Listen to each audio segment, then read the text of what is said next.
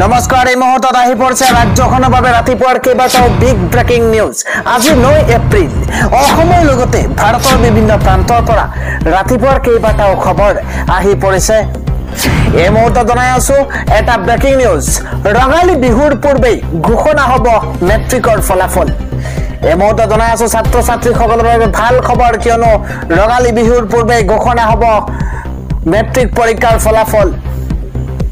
মেৰ প্ৰথম সপ্তাহত ঘোষণা হ'ব হায়াণ্ডাৰীৰ ফলাফল। মেৰ প্ৰথম সপ্তাহতে ঘোষণা হ'ব। বিহুৰ পূৰ্বে মেট্ৰিকৰ ফলাফল দিবলৈ সাজু হৈ পৰিছে শিক্ষা বিভাগ। এপছুৰে অনুষ্ঠিত হোৱা বৈঠকৰ পাছতে এই ইংগিত দিছে ASSEB-এ। আজিৰ ৰাতিপুৱাৰ পৰৱৰ্তী ব্ৰেকিং নিউজ হৈছে এইবাৰ আধাতে সবাই দিছে ভূপেন বৰাই। ভূপেন বৰা হটাও অভিযানত এইবাৰ তুংগত উঠিছে। এই মুহূৰ্তত জনাই আছো বিগ পলিটিকেল ব্ৰেকিং নিউজ। আভ্যন্তৰীণ সংঘাতত জৰ্জৰ প্ৰদেশ কংগ্ৰেছৰ ভিতৰ চৰা। ভূপেন বৰাৰ বিৰুদ্ধে নামি পৰিছে কেইবাজনো বিধায়কে। সভাপতি হটাও অভিযানত একাংশ বিধায়ক। গুজৰাটত কংগ্ৰেছৰ অধিৱেশন আধাতে এৰিছে ভূপেন বৰাই। ব্লক কংগ্ৰেছৰ সভাপতি নিযুক্তি কেন্দ্ৰিক বিতৰ্কতো খাঙুৰ খাইছে সভাপতি ভূপেন বৰা। পঞ্চায়ত নিৰ্বাচনৰ প্ৰাৰ্থী বাছনিক লৈও উঠিছে অভিযোগ। AICCৰ ৰুখত এবাৰ কংগ্ৰেছৰ সভাপতি ভূপেন বৰা। আহমেদাবাদ এৰি গুৱাহাটীলৈ ৰাওনা হৈছে ভূপেন বৰা। পঞ্চায়ত নিৰ্বাচনৰ ঠায়ে ঠায়ে এতিয়া প্ৰাৰ্থী বিচাৰি পোৱা নাই কংগ্ৰেছে। ধনৰ বিনিময়ত পঞ্চায়ত নিৰ্বাচনত প্ৰাৰ্থিত্ব প্ৰদানৰ অভিযোগ উত্থাপন হৈছে আৰু আভ্যন্তৰীণ সংঘাতত জৰ্জৰ প্ৰদেশ কংগ্ৰেছৰ ভিতৰ চৰা। আজি ৰাতিপুৱাৰ সবাতোকৈ গুৰুত্বপূৰ্ণ খবৰ হৈছে দেশজুৰি বলবৎ হৈছে ৱাকফ আইনৰ অধিনিয়ম। অৱশেষত বহু প্ৰতিবাদৰ মাজতেই এইদৰে দেশজুৰি বলবৎ হৈছে ৱাকফ আইনৰ অধিনিয়ম। এই মুহূৰ্তত জনাই আছো ডাঙৰ খবৰ। আজিৰে পৰা দেশজুৰি বলবৎ হৈছে ৱাকফ আইন। আজিৰে পৰা দেশজুৰি বলবৎ হৈছে ৱাকফ আইন আৰু ৱাকফ আইনৰ অধিনিয়ম জাৰি কৰিছে কেন্দ্ৰীয় চৰকাৰে। জনাই আছো ডাঙৰ খবৰ। দেশৰ প্ৰতিটো প্ৰান্ততে আজিৰে পৰা কাৰ্যকৰী হ'ব ৱাকফ আইনৰ অধিনিয়ম। কেন্দ্ৰীয় চৰকাৰে আনুষ্ঠানিকভাৱে জাৰি কৰিছে অধিসূচনা। উভয় সদনত বিধেয়কখন গৃহীত হোৱাৰ পাছতে ৰাষ্ট্ৰপতিয়ে কৰিছিল স্বাক্ষৰ। অধিসূচনা জাৰিৰ পূৰ্বেই সৰ্বোচ্চ ন্যায়ালয়ৰো কাষ চাপিল কেন্দ্ৰীয় চৰকাৰ। হাজাৰ প্ৰতিবাদ নেওচি নিজৰ স্থিতিত অটল হৈছে কেন্দ্ৰ। এই মুহূৰ্তত জনাই আছো আজিৰে পৰা দেশজুৰি বলবৎ হৈছে ৱাকফ আইন। আমি জনাই আছো আজি ৰাতিপুৱাৰ আন এটা ডাঙৰ খবৰ। এইবাৰ 14খনকৈ দেশৰ হজ ভিছা বন্ধ ঘোষণা কৰা হৈছে। চৌদি আৰবৰ সিদ্ধান্তৰ পাছতে হাহাকাৰ লাগিছে। এবাৰ ভাৰতৰ নাগৰিকৰ ভিছা বন্ধ কৰিলে চৌদি আৰবে। উমৰা হজৰ ভিছা বন্ধ ঘোষণা কৰিছে চৌদি চৰকাৰে। এই মুহূৰ্তত ডাঙৰ খবৰ। ভাৰতৰ লগতে 13খন দেশৰ ভিছা হ'ব বন্ধ। ভাৰতৰ লগতে 13খনকৈ দেশৰ ভিছা বাতিল কৰা হৈছে। কোটি কোটি ইছলাম ধৰ্মাৱলম্বী লোকৰ বাবে এটা বেয়া খবৰ। বিজনেছ ভিছা আৰু ফেমিলি ভিছাও বন্ধ ঘোষণা কৰা হৈছে। 14 এপ্ৰিলৰ পৰা 14খন দেশৰ ভিছা বন্ধ কৰাৰ সিদ্ধান্ত গ্ৰহণ কৰা হৈছে আৰু ভ্ৰমণ ভিছাকে ধৰি নতুন ৰহস্যম্যাদী ভিছা জাৰি কৰাৰ ক্ষেত্ৰত অস্থায়ী স্থগিতাদেশ জাৰি কৰা হৈছে। হজ ঋতু আৰম্ভ হোৱাৰ পূৰ্বেই চৌদিৰ এই সিদ্ধান্তৰ পাছতে চৌদিকে লাগিছে হাহাকাৰ। ভাৰত, ইজিপ্ত, পাকিস্তান, ইয়েমেনৰ লগতে টিউনেছিয়া, মৰক্কো, জৰ্ডান, নাইজেৰিয়াৰ লগতে Algeria, Indonesia, Iraq, Sudan, Bangladesh আৰু লিবিয়াৰ নাগৰিকৰ ক্ষেত্ৰত প্ৰযোজ্য হ'ব এই নিয়ম। পৰৱৰ্তী নিৰ্দেশনা নিদিয়ালৈকে প্ৰযোজ্য থাকিব ভিছাৰ এই নিয়ম। অত্যাধিক জনসমাগমৰ সমস্যা হ্ৰাস কৰিবলৈ এই সিদ্ধান্ত গ্ৰহণ কৰা হৈছে। পৰৱৰ্তী ব্ৰেকিং নিউজ হৈছে মুছলমানৰ ভূমি দখল কৰা ব্যক্তি যাব জেললৈ। এবাৰ আৰম্ভ হৈছে নতুন জৰীপ। আজিৰে পৰাই বেদখল মুক্ত হ'ব ৱাকফৰ সম্পত্তি। সংশোধনী আইনৰ অধিসূচনা জাৰি কৰি তৎপৰ হৈ পৰিছে চৰকাৰ। এতিয়াৰ পৰা ডিজিটেলাইজ কৰা হ'ব ওয়াকফ বোৰ্ডৰ সকলো সম্পত্তি পূৰ্বৰ সকলো সম্পত্তি নিৰীক্ষণ আৰু নতুনকৈ পঞ্জীয়ন কৰিব চৰকাৰে এটা বিশেষ খবৰ পূৰ্বৰ সকলো সম্পত্তি নিৰীক্ষণ আৰু নতুনকৈ পঞ্জীয়ন কৰিব চৰকাৰে ওয়াকফ ন্যায়াধিকৰণৰ সিদ্ধান্ত এতিয়াৰ পৰা হ'ব চূড়ান্ত সিদ্ধান্ত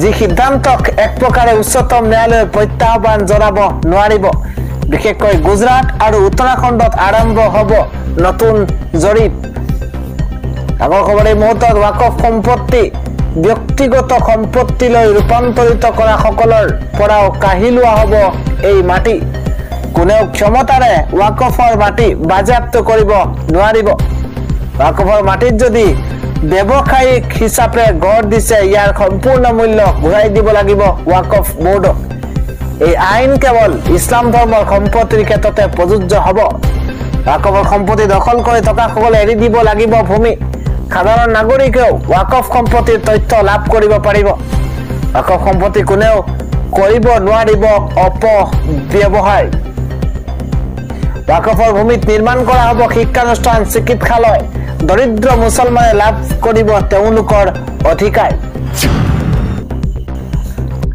আন এটা ডাঙৰ খবৰ হৈছে পুনৰ স্বদেশলৈ উভতি আহিব শেখ হাছিনা ইউনুস চৰকাৰক খুংকাৰ দিছে এবাৰ শেখ হাছিনাই মই গৈ আছো বাংলাদেশলৈ এইদৰে শেখ হাছিনাই ইউনুস চৰকাৰক খুংকাৰ প্ৰদান কৰিছে শীঘ্ৰেই বাংলাদেশলৈ উভতাৰ ঘোষণা শেখ হাছিনাৰ এই মুহূৰ্তত ডাঙৰ খবৰ আল্লাহে মোক বিশেষ কাৰণত জীয়াই ৰাখিছে বুলি মন্তব্য শেখ হাছিনাৰ মই জীয়াই আছো মই শীঘ্ৰেই উভতিম মোৰ দেশলৈ আল্লাহে কেতিয়াও ইউনুস চৰকাৰৰ অত্যাচাৰ সহ্য নকৰে মই শীঘ্ৰেই মোৰ সমৰ্থকৰ ওচৰলৈ ঘূৰি যাম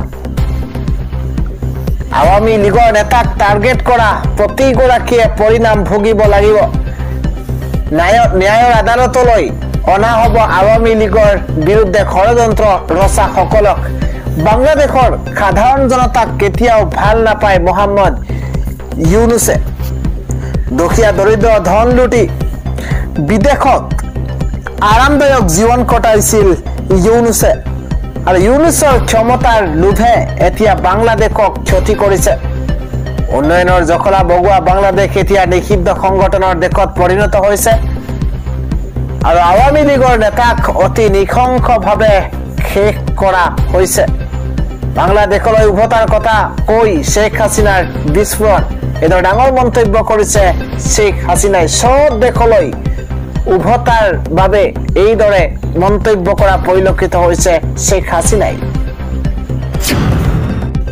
আন এটা ডাঙৰ খবৰ হৈছে এদিনতে হুতি বিদ্ৰোহীৰ ওপৰত 21টাকৈ এয়াৰ ষ্ট্ৰাইক আমেৰিকাৰ ইয়েমেনৰ ৰাজধানীত এতিয়া হাহাকাৰ পৰিৱেশৰ সূচনা হৈছে আমি জনাই আছো এটা ৱাৰ ব্ৰেকিং হুতি বিদ্ৰোহীৰ ওপৰত সৰ্ববৃহৎ এয়াৰ ষ্ট্ৰাইক আমেৰিকাৰ 24 ঘণ্টাত হুতি বিদ্ৰোহীৰ ওপৰত 21টাকৈ এয়াৰ ষ্ট্ৰাইক চলাইছে আমেৰিকাৰ আক্ৰমণৰ পাছতে ইয়েমেনৰ ৰাজধানীত হাহাকাৰ পৰিৱেশৰ সৃষ্টি হৈছে উত্তৰ ইয়েমেনৰ হুতিৰ গাঠিত ধাৰাবাহিক এয়াৰ ষ্ট্ৰাইক চলাইছে আমেৰিকাই ইয়েমেনৰ ৰাজধানী সানাত হাজাৰ হাজাৰ লোকৰ মাজত এতিয়া আতংকৰ বিৰাজ কৰিছে যিকোনো সময়তে ইয়েমেনত পুনৰ আমেৰিকাই আক্ৰমণ কৰাৰ সম্ভাৱনা প্ৰকট দেওবাৰেও ইয়েমেনৰ ৰাজধানীত থকা হুতিৰ ওপৰত আক্ৰমণ কৰিছিল আমেৰিকাই আৰু আমেৰিকাৰ আক্ৰমণত 25টাকৈ শিশু নিহত হোৱাৰ তথ্য পোহৰলৈ আহিছে আৰু হুতি বিদ্ৰোহীৰ ওপৰত সৰ্ববৃহৎ এয়াৰ ষ্ট্ৰাইক এবাৰ আমেৰিকাৰ